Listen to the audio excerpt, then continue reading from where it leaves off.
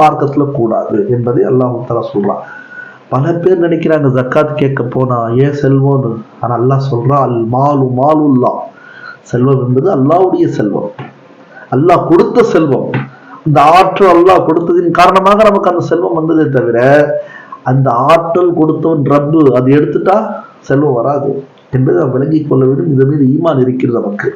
அது மட்டுமல்ல, வஆத்தூஹு மின் மாலில்லாஹி ஆத்தாக்கும் என்று அல்லாஹ் சொல்றான். மின் மாலில்லா, அல்லாஹ்வுடைய செல்வத்திலிருந்து வஆத்தூஹும், நீங்க கொடுங்க அவர்களுக்கு, ஏழை எளியோர்களுக்கு, யார் உங்களுக்கு வருவார்களோ. அது மட்டுமல்ல, ஜகாத்தை நிர்ணயித்தது அல்லாஹ், மலக்குன் முகர்ரபுன் கிடையாது. நெருங்கிய இந்த மலக்கு மூலமா அல்லாஹ் அது உருவாக்கல.